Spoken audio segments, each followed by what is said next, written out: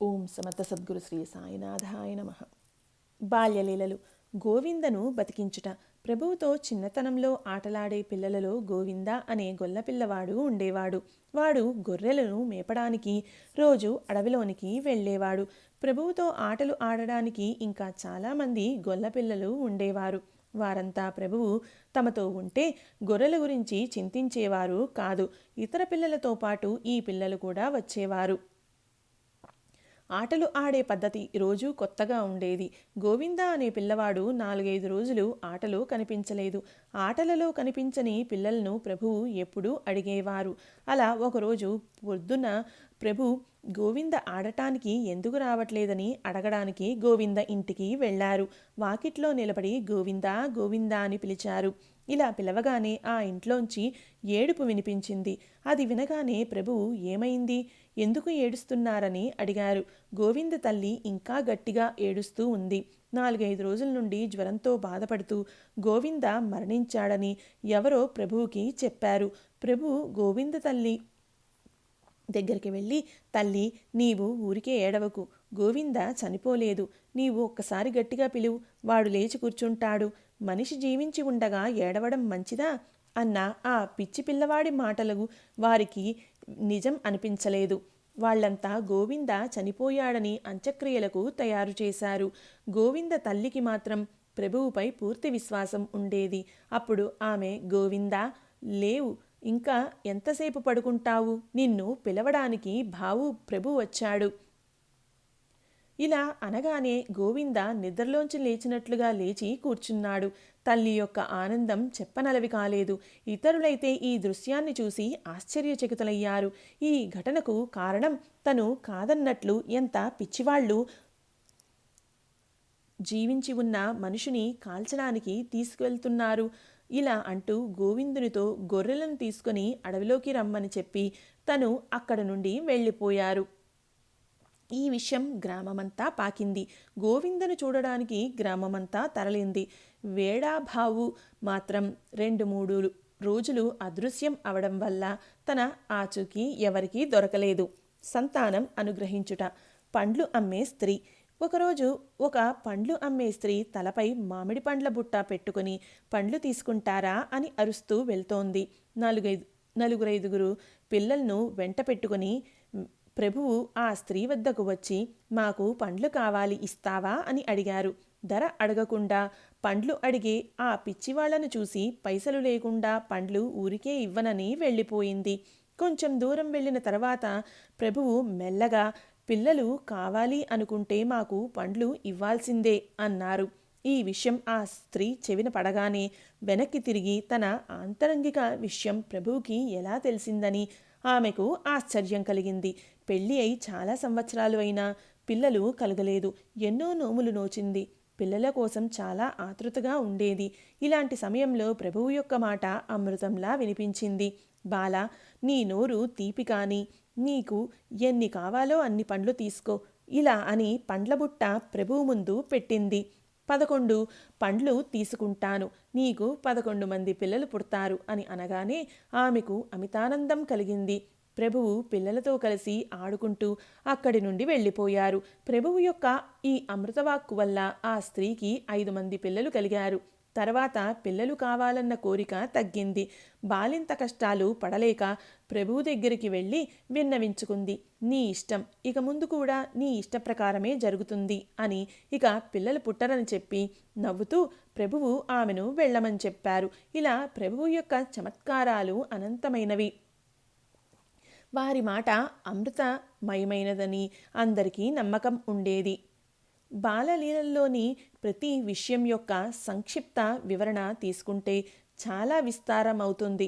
అందుకని ముఖ్యమైన విషయాలు మాత్రమే తెలియజేస్తున్నాము. 8 గవ్వలు. అప్పారావు గారు హైదరాబాద్ నగరంలో నిజాం ప్రభుత్వ సైన్యమునకు చెందిన అరబ్బుల కంపెనీలో జమాదారుగా ఉండేవారు. ఆయన బ్రాహ్మణ జాతీయుడు, మనస్సు మంచిది. వారి భార్య పేరు భీమాభాయ్. భీమాభాయ్ పిల్లలు కావాలని నోములు వ్రతాలు చేసింది. స్త్రీలకు ఒకసారి పుత్రేచ్ఛ కలిగింది అంటే ఎలాంటి పని చేయడానికైనా వెనుక ముందు చూడరు. వ్రతాలు ఉపవాసాలు చేయడంలో స్త్రీలకు సరిసాటి ఎవరూ లేరు. ఇలా అనేక వ్రతాలు ఉపవాసాలు చేసినా కూడా ఉపయోగం లేక నిరాశపడిపోయింది.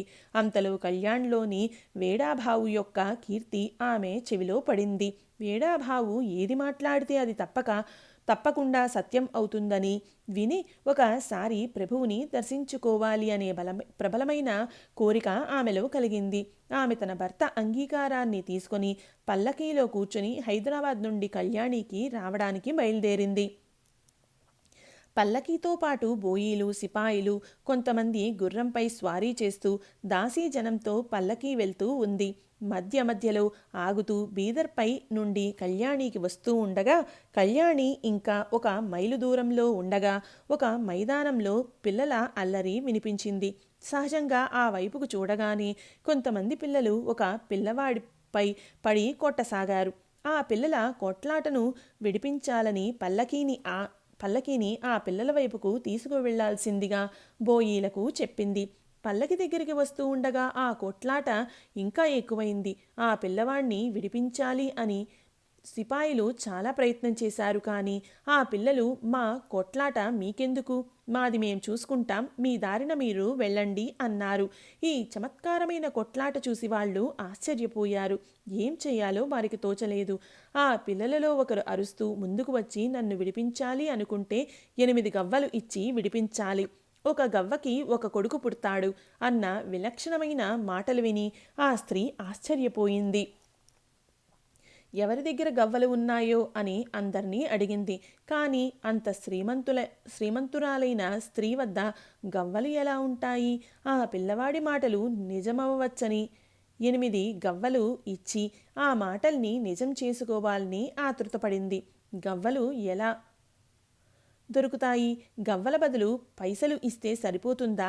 పిల్లలు ఆట ఆడుతుండగా ఆ పిల్లవాడు 8 గవ్వలు ఆ పిల్లలకు ఇవ్వాల్సిందే అని ఆ పిల్లవాడిపై పడి అల్లరి చేశారు. పిల్లలు కావాలి అంటే గవ్వలు ఇవ్వాల్సిందే, ఎలా, ఏం చేయాలో అని నిరాశ చెందగా ఆ స్త్రీ యొక్క భాగ్యం మంచిదై ఒక బోయి యొక్క డబ్బు ఉంచే సంచికి గవ్వలు కనిపించాయి. అవి తీసి ఆ పిల్లవాడికి ఇచ్చింది.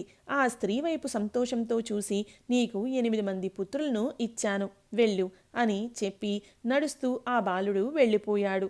గవ్వలు దొరకగానే ఆ పిల్లలు సంతోషంతో అక్కడ నుండి వెళ్ళిపోయారు. ఆ బాలుడు ఎవరో ఏమిటో ఆ స్త్రీకి అప్పుడు తెలియలేదు. మనం ఏ పనికైతే వెళ్తున్నామో ఆ సమయం మంచిదని ఆ స్త్రీకి అనిపించేది. సాయంత్రానికి తన మంది మార్బలంతో కళ్యాణికి చేరుకుంది. మనోహర్ నాయక్ యొక్క పుత్రుడే దత్తాత్రేయ అవతారమని, ఆయననే అందరూ వేడాభావు అంటారని ఆమెకు తెలుసు. ఆమె ఆ పిల్లవాడి గురించి అందర్నీ అడిగింది. దర్శనం చేసుకుని భోజనం చేయాలని ఆమె మనసులో అనుకుంది. కానీ ఎంత రాత్రి అయినా ప్రభువు రాలేదు. ఎదురు చూసి నిరాశ చెంది అలాగే ఉపవాసం ఉండిపోయింది. 2వ రోజు బ్రాహ్మణ భోజన వేళలో ఎదురు చూస్తే రాలేదు. వారి ఆచూకీ దొరకలేదు. ప్రభువు 2-3 రోజులు అడవిలో అదృశ్యమైపోయి కనిపించరని ఇంట్లో అందరికీ తెలుసు. 3 రోజులు ఆ స్త్రీ అన్నం లేకుండా ఉపవాసం ఉంది. చివరికి ఆమెపై ప్రభువుకి కరుణ కలిగి 3వ రోజు ఇంటికి వచ్చారు. కళ్యాణ్కు రాకపూర్వం గవ్వలు ఇచ్చి విడిపించిన పిల్లవాడే ఆ పిల్లవాడని తెలిసింది. ఆ స్త్రీని చూడగానే, నీకు ఒకసారి 8 మంది పిల్లలను ఇచ్చాను కదా, మళ్ళీ ఎందుకు కష్టపెడుతున్నావు అని అంటూ ప్రభువు తల్లివైపు చూసి, అమ్మ ఆకలి అవుతుంది, తినడానికి ఏమైనా ఇవ్వు అనగానే తల్లి ఇచ్చింది తిని అక్కడి నుండి వెళ్ళిపోయారు. ఆ స్త్రీ చూసినప్పుడు ప్రభువు విలక్షణంగా కనిపించిన ఆయన వర్చస్సును చూసి ఆ స్త్రీకి పరమానందమైంది. తను వచ్చిన పని అయినట్లుగా ఆ స్త్రీకి అనిపించింది. ఆ స్త్రీ కళ్యాణిలో ఒకరోజు ఉండి దానధర్మాలు చేసి అన్నసంతర్పణం చేయించి మాతృశ్రీ భయమ్మకు కొడుకుకి వస్త్రాలు సమర్పించి హైదరాబాద్ వెళ్ళిపోయింది. కొన్ని నెలల తర్వాత ఆ స్త్రీకి పుత్రుడు కలిగాడు. ఆ స్త్రీ యొక్క ఆనందానికి హద్దు లేకుండా పోయింది. ప్రభు సాక్షాత్ దత్తాత్రేయ అవతారం అనే నమ్మకం నిజమైంది. తర్వాత ఆమె మొదటి కంటే ఎక్కువగా దానధర్మాలు చేసి ప్రభు దర్శనం చేసుకుని తిరిగి వచ్చింది. ఆ తర్వాత పుత్రులు కలుగుతూ ఉంటే తన మొక్కులు తీరుస్తూ వెళ్ళింది. తెల్లతేలు. ప్రభు ఆటలలో ఎలాంటి విచిత్రాలు జరిగేవో వాటిని సమయానుకూలంగా పిల్లలకు అర్థమయ్యేటట్లు బోధించడంలో ప్రభు ఉత్సాహం చూపించేవారు. పాములు, తేళ్లు హాని కలిగించే ప్రాణులు అని మనకు తెలుసు. అలాగే ఆ సమయంలో పిల్లలందరూ పాము కనిపించగానే చంపడానికి ప్రయత్నించేవారు. కానీ ప్రభు అడ్డు చెప్పేవారు. వాటిని ఏమీ అనకుంటే అవి కూడా మనల్ని కూడా ఏమీ చేయవు అని ఎప్పుడూ అనేవారు. ఏ ప్రాణికి కష్టం కలగకూడదని ప్రభు అనుకునేవారు. అప్పుడప్పుడు పిల్లలు ఆడుతూ ఉంటే చూస్తూ కూర్చునేవారు. ఒక రోజు అడవిలో ఆడుతూ ఉంటే కొంతమంది పిల్లలు ఒక పుట్టలోంచి కొన్ని తేళ్లు బయటికి రావడం చూశారు. అవి కనపడగానే 4-5 తేళ్లను కొట్టి చంపేశారు.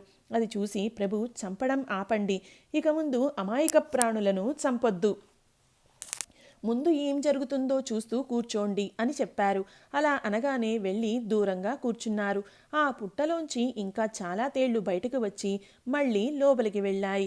చివరికి ఒక నల్లతేలుపై ఒక తెల్లతేలు కూర్చుని బయటకు వచ్చి చచ్చిన తేళ్ల చుట్టూ తిరిగి మళ్ళీ పుట్టలోనికి వెళ్ళిపోయింది. తర్వాత చూస్తే చచ్చిపోయిన ఒక్క తేలు కూడా పైన కనిపించలేదు. చనిపోయిన తేళ్లు ఏమయ్యాయని పిల్లలకు సందేహం కలిగింది. కొందరు మిగతా తేళ్లు వచ్చి వాటిని తీసుకెళ్లాయేమో అన్నారు. కానీ ప్రభు వాళ్లకు అర్థమయ్యేటట్లు వివరించారు. తెల్లతేలు అన్ని తేళ్లకు రాజు. అది ఇంకొక తేలుపై వచ్చి తన దగ్గర ఉన్న సంజీవని మణి సహాయంతో చచ్చిన వాటిని బ్రతికించి తీసుకువెళ్ళింది. రాజు యొక్క సామర్థ్యం అది. తన ప్రజలను రక్షించగలిగిన వాడే నిజమైన రాజు. ప్రభు ఈ సామర్థ్యం ప్రతి ప్రాణి యొక్క అధికారి దగ్గర ఉంచారు. ఇలా మాట్లాడుతూ ఉండగా ఒక పిల్లవాడు చనిపోయిన రామచిలుకను తీసుకువచ్చాడు. అది చూసి పిల్లలు విలవిల్లాడారు.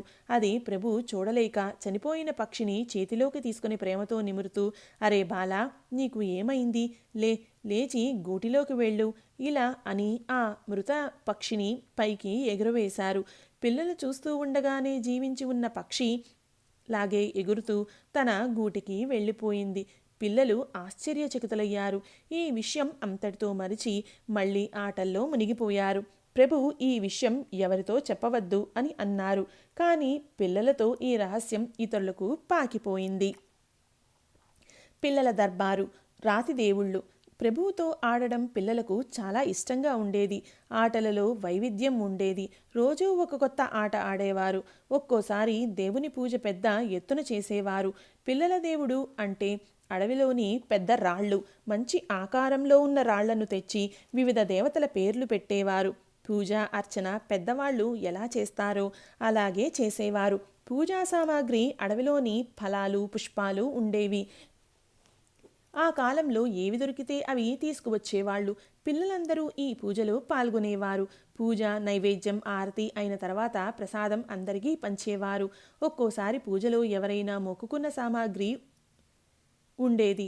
ప్రభువును చాలా చిన్నప్పటి నుండి మొక్కు తీర్చమని అడిగేవాళ్ళు ఉండేవారు. వాళ్ళు తమ మొక్కు తీరగానే ప్రభువును వెతుక్కుంటూ ఇలా ఆట ఆడుకునే పిల్లలకు ప్రసాదంతో కడుపు నిండి సంతోషం అయ్యేది. ప్రభువుతో ఆడుకునే పిల్లలు మీతో ఉన్నవాళ్లకు, ప్రాణులకు జంగల్ మే మంగళ్, అడవిలో ఆనందోత్సవం అవుతుందని అనేవారు. ఈ విషయం ప్రభువు సగుణ రూపంలో ఉన్నప్పుడు, ప్రభువు సమాధి తర్వాత కూడా ప్రత్యక్షంగా అనుభవంలోకి వస్తుంది. ప్రభు బంధనము. ప్రభు వద్ద ఉన్న అద్భుత సామర్థ్యం వయసుతో పాటు అనుభవంలోకి రాసాగింది. పిల్లలు ఆటల్లో జరిగే సంఘటనలను ఆశ్చర్యచకితులై చూసేవారు. ప్రభు చేసే పనులతో వాటిని వెంటనే మర్చిపోయేవారు. ఆట ఆడుతూ ఉండగా దాగుడుమూతలు ఆటలో దాక్కుని ఆడే ఆటలో ప్రభువు దాక్కుని 2-3 రోజుల వరకు కనిపించేవారు కాదు. అందరూ పిల్లలు కలిసి అందరు పిల్లలు కలిసి ప్రభువును చెట్టుకు కట్టివేసినా కూడా అదృశ్యమై మళ్ళీ అదే చోట ప్రభువు నవ్వుతూ కనిపించేవారు. చెట్టుకు కట్టిన ధోతి తలపాగా ముడివేసి అలాగే ఉండేవి. ప్రభు మాత్రం అదృశ్యమై మళ్ళీ కనిపించేవారు. మళ్ళీ పిల్లలు కట్టడానికి ప్రయత్నిస్తే మళ్ళీ ప్రభువు అలాగే చేసేవారు. ప్రభువును బంధించేవారు ఎవరు? ఈ విషయం మాత్రం పిల్లలకు తెలిసేది కాదు. అల్లరి పిల్లవాడు. అడవిలోని పశుపక్షాదులు క్రిమికీటకాదులు హాని కలిగించకూడదని ప్రభు ఎప్పుడూ చెప్పేవారు. పిల్లలలాగే అన్ని జీవజాతుల నిర్భయంగా విహరించాలని ప్రభువు ఆశించేవారు. ఇది పిల్లలకు అర్థమయ్యేది. కానీ కొంతమంది పిల్లలు వినక అల్లరి చేసేవారు. వాళ్లకు జంతువులకు కష్టం కలిగించకూడదని అర్థమయ్యేటట్లు చెప్పే ఉపాయం ప్రభువు ఆలోచించేవారు. ఒకసారి గర్భంతో ఉన్న గేదెపై కూర్చొని మేపడానికి తీసుకువెళ్లే అల్లరి పిల్లవాణ్ణి శిక్షించిన విధం తమాషాగా ఉంటుంది. గేదెపై కూర్చొని ఆ పిల్లవాణ్ణి చూసి గేదెకు కష్టం కలగనివ్వద్దని ప్రభు ఎన్నిసార్లు వారించినా వినకపోతే చివరికి ఇప్పుడు గేదె మీద చేతులు పెట్టు అని ప్రభు అనగానే పిల్లవాడు ఏమవుతుందో చూద్దామని 2 చేతులు గేదె వీపుపై పెట్టాడు. ప్రభు నవ్వుకుంటూ, ఆ గేదె చెడ్డది, నీ చేతులు తనకు అంటుకుపోతాయి. ప్రభు ఇలా అనగానే ఆ పిల్లవాడి 2 చేతులు గేదె శరీరానికి అంటుకుపోయాయి. ఎంత ప్రయత్నించినా చేతులు తీయడానికి రాలేదు. గేదె పరిగెత్తుతూ పిల్లవాడిని ఈడ్చుకుంటూ వెళ్ళగానే పిల్లవాడు బాధపడసాగాడు. ఇది ఇతర పిల్లలకు వింతగా అనిపించింది. పిల్లవాడు ఏడుస్తూ ఇంకెప్పుడు ఇలా చేయను అనగానే ప్రభువుకి ఆ పిల్లవాడిని చూసి జాలివేసి గేదెను ఆపి, వాడు మళ్ళీ నీకు కష్టం కలిగించడు, క్షమించి వదిలే అనగానే పిల్లవాడి చేతులు ఊడి వచ్చాయి. మిగతా పిల్లలకు ఆశ్చర్యం అనిపించింది. ఆ పిల్లవాడు సంతోషించాడు. కాళంభట్టు గుల్బర్గాకు చెందిన మేల్గిరి భట్ అనే ఆయన చిన్నప్పటి నుండి కళ్యాణిలో ప్రభు ఇంటి దగ్గరలోనే ఉండేవారు. వారు వైదిక బ్రాహ్మణులు. ఈయన ప్రభువు కంటే 4 సంవత్సరాల పెద్దవారు. కానీ ప్రభువుతో అత్యంత ప్రేమగా ఉండేవారు. వారు బీదవారు కావడం వల్ల భిక్షతో కాలం గడిపేవారు. శంకరుని ఉపాసన చేస్తూ ఉండడం వల్ల శ్రావణ మాసంలో శంకరుని బిల్వార్చన చేసేవారు.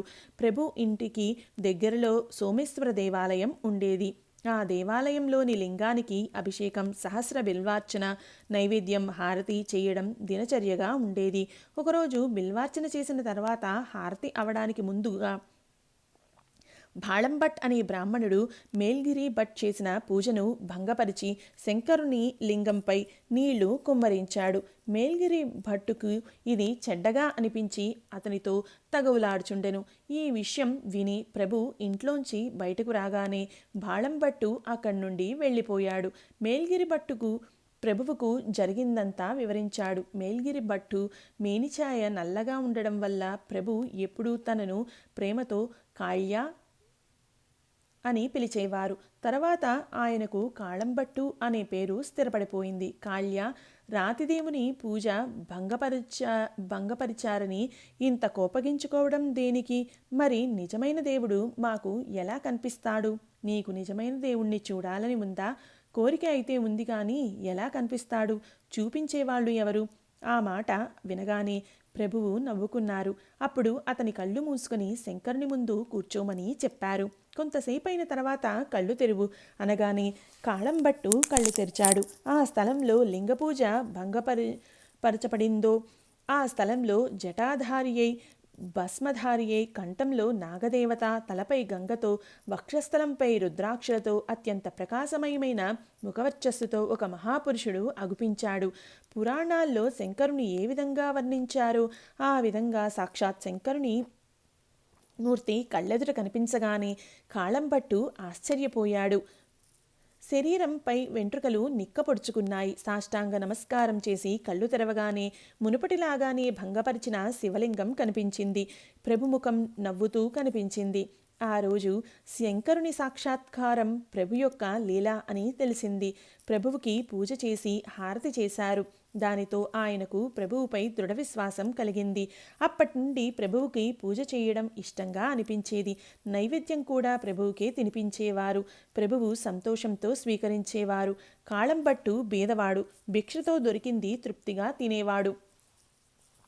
రోజు భోజనం వాళ్ల మేనత్త ఇంట్లో ఉండేది. వారి వద్ద విస్తళ్ళు కుట్టుకొని భోజనం చేసేవారు.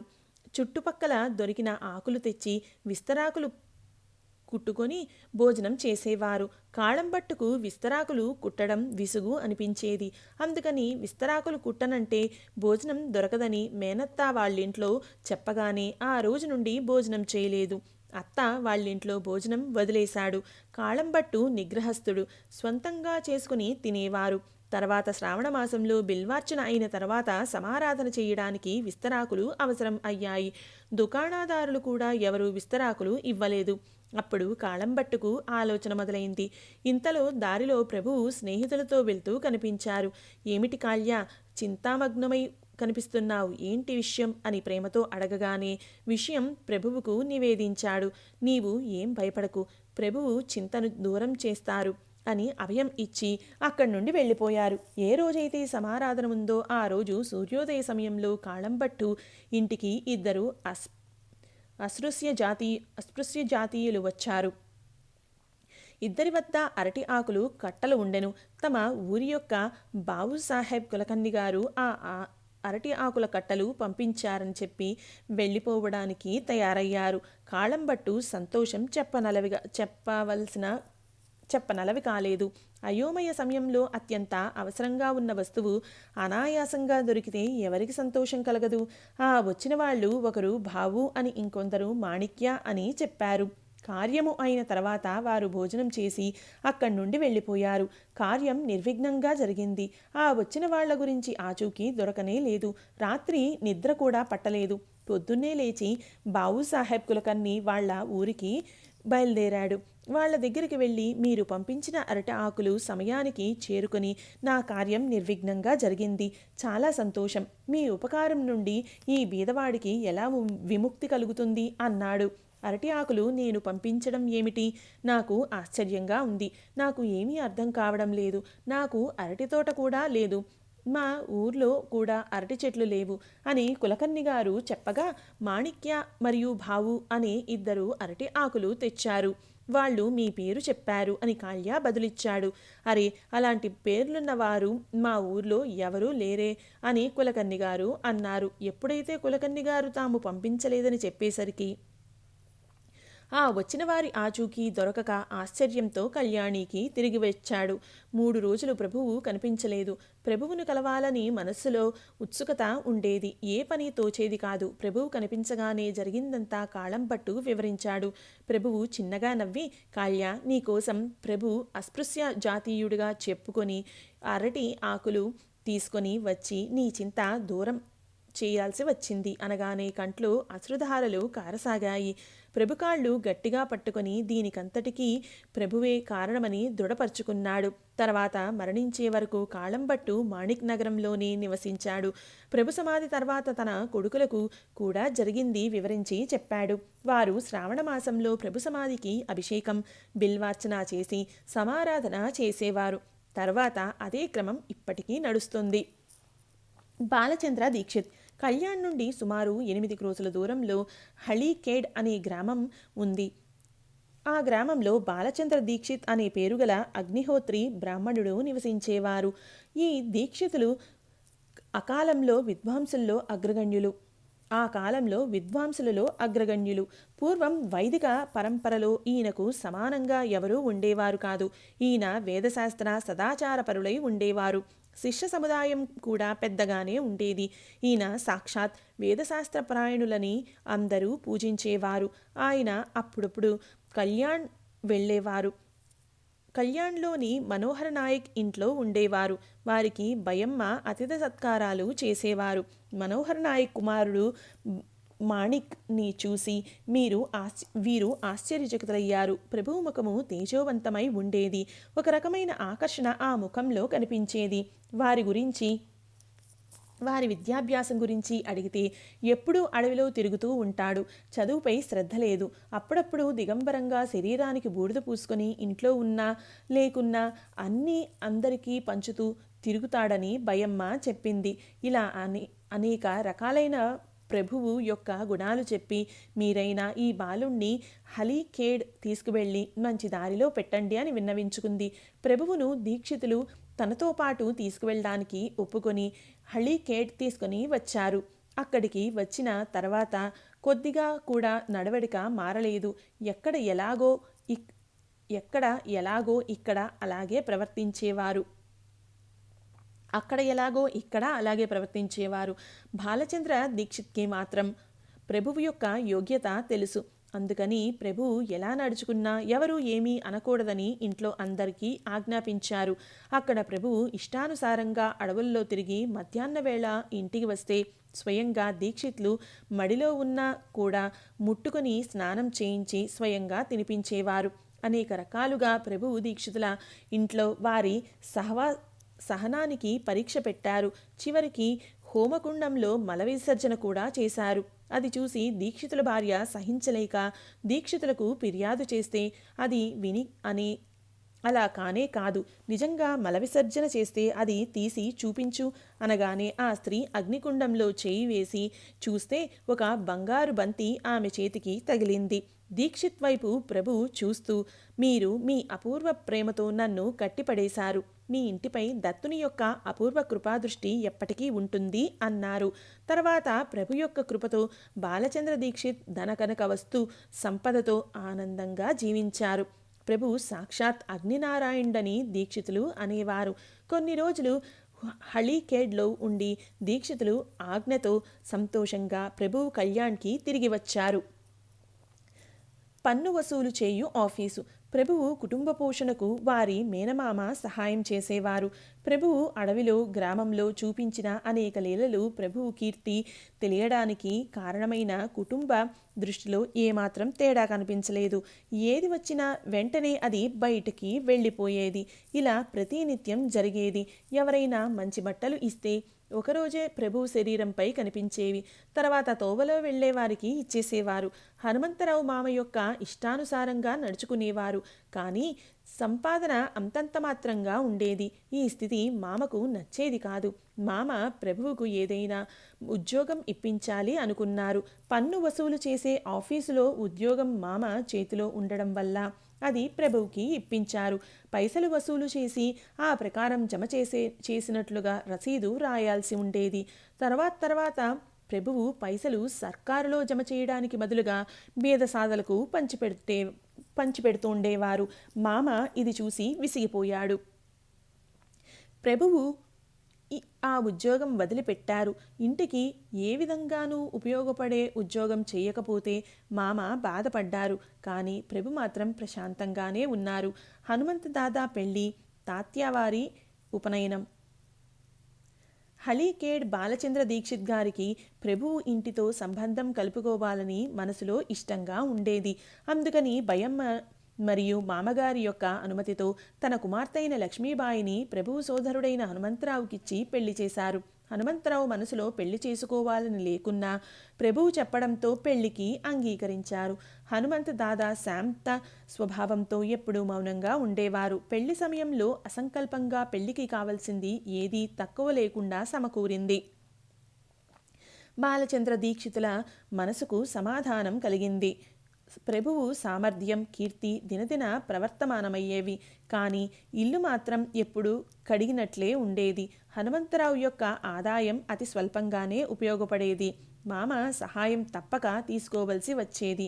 నృసింహ తాత్య 6 సంవత్సరాల వారు అయ్యేసరికి ఉపనయనం చేయడం తప్పనిసరి అయింది. ఇంట్లో పైసా లేదు, బట్టలు లేవు. ఉపనయనం ఎలా చేయాలి? భయమ్మకు విచారం కలిగింది. ప్రభువు తల్లి విచారం తెలుసుకొని ఇంటి దగ్గరలో ఉన్న సోమేశ్వర దేవాలయంలో ఆసనం వేసుకుని గణపతి ముందు పోకను ఉంచి మా తాత్య ఉపనయనము నిర్విఘ్నంగా జరగాలని సాయంత్రం వరకు కూర్చుని ఉండిపోయారు. సాయంత్రం సమయంలో వెంకప్ప అనే పేరుగల వైశ్యుడు అకస్మాత్తుగా ఉపనయనమునకు కావలసిన బట్టలు, 400 మంది భోజనానికి సరిపోయేటట్లుగా సామాగ్రి తీసుకుని మొక్కు తీర్చుకోవడానికి వచ్చి సోమేశ్వర దేవాలయంలో ఉన్న ప్రభు ముందు పెట్టాడు. వెంకప్ప పిల్లల కోసం మొక్కుకొని ఉండెను. పిల్లలు కలిగాక మొక్కు తీర్చుకోవడానికి సామాగ్రితో వచ్చెను. ఆ వస్తువులన్నీ ఉపనయనముకు కావలసినవై ఉండెను. అది చూసి భయమ్మ అత్యంత ఆనందభరితురాలు అయ్యెను. ముహూర్త సమయానికి ఉపనయనం నిర్విఘ్నంగా జరిగెను. ఇదంతా గణపతియే చేశాడని ప్రభువు అన్నారు. పుణ్యావచనం చేసి దేవుణ్ణి కూర్చోపెట్టడానికి హనుమంతరావు కావలసి ఉండెను. తను హళీకేడ్కు తన భార్యను తీసుకురావడానికి వెళ్ళి ఉండెను. వారు కూడా సమయానికి వచ్చి ఉపనయనము నిర్విఘ్నంగా జరిగెను. మామతో రామ్ రామ్. కుటుంబం యొక్క యోగక్షేమాలు ప్రభువు యొక్క సామర్థ్యంపై నడిచేవి. కానీ ఆర్థిక పరిస్థితి అంతంత మాత్రంగా ఉండేది. ప్రభువు కుటుంబ పోషణ మామకు కష్టంగా ఉండేది. ప్రభువు బాధ్యతారహితంగా వ్యవహరించడం నచ్చేది కాదు. ఏదైనా ఉద్యోగం చేయాలి, దేవునిపై భారం వేసి కాలం గడపడం సామాన్యుల లక్షణం అని మామ నమ్మేవారు. వారి దృష్టిలో పురుషార్థ లక్షణమైన ఉద్యోగం చేయాలి, వ్యవహారిక జ్ఞానం సంపాదించాలి అనుకునేవారు. కానీ ప్రభువు వీటిని ఎప్పుడూ లక్ష్య పెట్టలేదు. ఎప్పుడూ భిన్నంగా ఆలోచించేవారు. అప్పుడప్పుడు మామ ఇంట్లో ప్రభువు ఉండేవారు. ఒకరోజు మధ్యాహ్నం మామ బయట నుండి ఇంటికి వచ్చేసరికి ప్రభువు మంచంపై సాలువా కప్పుకొని పడుకొని ఉండిరి. అప్పుడు మామకు ఆశ్చర్యం కలిగి ప్రభువుకి బుద్ధి చెప్పడానికి ఇదే సమయం అనుకుని ప్రభువుని లేపి, జాగీదార్లాగా నిద్రిస్తున్నావు, కొంచెమైనా సిగ్గు అనిపించదా? నీవేంటి? నీ యోగ్యత ఏంటి? 16 సంవత్సరాల గుర్రంలాగా ఉన్నావు. ఇంకా పొట్ట నింపుకునే తెలివి లేదు. నీ కోసం ఇతరులు కష్టపడాలా? కొంచెమైనా కాళ్ళు చేతులు ఆడించాలి. శరీరంలో బుద్ధి ఉంది కానీ విద్యాభ్యాసం వద్దు. అక్షరాలు అన్నీ తెలుసు కానీ వ్రాయడం రాదు. శరీరం సామర్థ్యం బాగుంది కానీ పని చేయకూడదు.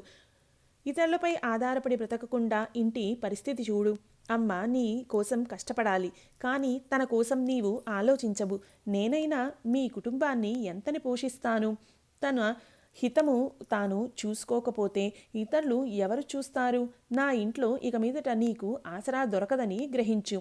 ఇన్ని రోజులు నీ పాలనా పోషణ చేసింది వ్యర్థమైపోయింది. ఇక ముందు నీకు భోజనం దొరకదు. భోజనం పెట్టకపోతేనే నీకు కళ్ళు తెరుచుకుంటాయి. పో, నా ముందు నుండి వెళ్ళిపో అని మామ ప్రభువుని మందలించారు. ఇది విని ప్రభువులో ఏ తేడా కనిపించలేదు. తాము నిరాధారమయ్యామని కూడా అనిపించలేదు. మామ యొక్క అంతఃకరణ ప్రభువుకి తెలుసు. వ్యవహార దృష్టిలో మామ తమ కర్తవ్యము చేశారు. ప్రభువు భక్తులకు మామ వ్యవహారం నచ్చేది కాదు. కానీ ప్రభువుకి మామ ప్రాపంచిక దృష్టి కలవారని, ఆయన సహజంగా అలా వ్యవహరిస్తారని ప్రభువుకి తెలుసు. ఇది ప్రభువుకు అనుకూలంగా జరిగింది. ప్రభు కుటుంబ బంధం నుండి విముక్తి చెంది బయట ప్రపంచం ఉద్ధరించాల్సి ఉండెను. మామ ఈ విధంగా మందలించగానే ఇదే ఇల్లు విడిచే సమయమని ప్రభువుకి అనిపించింది. మనోహర్ నాయక్కి దత్త సాక్షాత్కారమై స్పష్టమైన సూచన లభించింది. కుటుంబ వ్యవహారం కోసం నరసింహతాత్య ఉన్నాడని అనుకునేవారు. ప్రభువుకి సంసారం చేసే ఆలోచన ఉండేది కాదు. ఈ విషయం మనోహర్ నాయక్కి తెలుసు. కనుక ప్రభువు యొక్క ఏ పనిని వారు విరోధించేవారు కాదు. మామకు ఈ విషయం తెలియదు. మామ కుటుంబోద్ధరణ కోసం ఉపయోగపడతాడు అనుకుని ప్రభువుని మందలించారు. ఈ సమయం కోసం ఎదురు చూసిన ప్రభువుకు మామ అవకాశం కల్పించినట్లు అయింది. మామ మందలించగానే ప్రభువు ఏం సమాధానం ఇచ్చారో అని పాఠకులకు ఉత్కంఠ కలగడం సహజం. ప్రభువు యొక్క వాస్తవిక స్వరూపం ఈ సమాధానం నుండి తెలుస్తుంది. అత్యంత శాంతంగా ఉల్లాసంతో ప్రభువు తాను ధరించిన ధోతీని చించి దానిని లంగోటీగా ధరించి మామకాళ్లకు నమస్కరించి బయటకు వెళ్ళిపోయారు. వెళ్తూ వెళ్తూ ప్రభువు యొక్క నోటి నుండి గంగాజల నిర్మల ప్రవాహం ఏ విధంగా ఉంటుందో ఆ విధంగా ఈ కింది వాక్ ప్రవాహం సహజంగా వెలువడింది.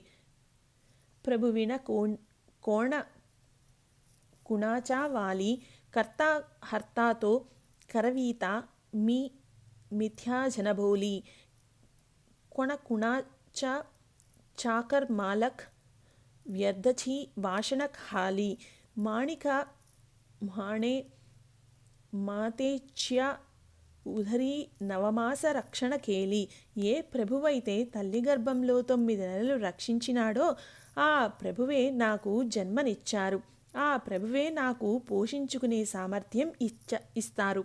తానే నాకు సర్వస్వం అంటూ మామ మీరు కారణం లేకుండా మనసుకు కష్టం కలిగించుకోకండి. మీ ఆశీర్వాదం నాకు ఎప్పుడూ ఉండనివ్వండి. నేను వెళ్తున్నాను. పై విధంగా మామ యొక్క మందలింపు తనకు అనుకూలంగా చేసుకుని ప్రభువు బయటపడ్డారు. ప్రభు చిన్నప్పటి నుండి ప్రభు అంటే దత్తప్రభు అని ఎప్పుడూ పలికేవారు. అందుకని మాణిక్ అనే పేరు తర్వాత ప్రభు అనే పదం స్థిరపడిపోయింది. ఇప్పటి వరకు ప్రభువుకి కళ్యాణ్తో సంబంధం ఉండేది. తర్వాత ప్రభువు కళ్యాణి విడిచారు, కానీ జగత్తు యొక్క కళ్యాణం ప్రభు చేతిలోకి వచ్చింది. కానీ ప్రభువు ప్రముఖ శిష్యులు కళ్యాణి గ్రామంలోనే ఉన్నారు. ప్రభువు వెళ్ళడం వల్ల ఆబాల గోపాలానికి చాలా బాధ కలిగింది. ఈ చరిత్రలో కళ్యాణికి చెందిన శిష్యుల వివరణ ముందు ఇవ్వడం జరిగింది. శ్రీ దత్తాత్రేయార్పణమస్తు. శ్రీ గురు మాణికార్పణమస్తు. మొదటి రోజు పారాయణం సంపూర్ణం. ఓం సమర్థ సద్గురు శ్రీ సాయినాథాయ నమః.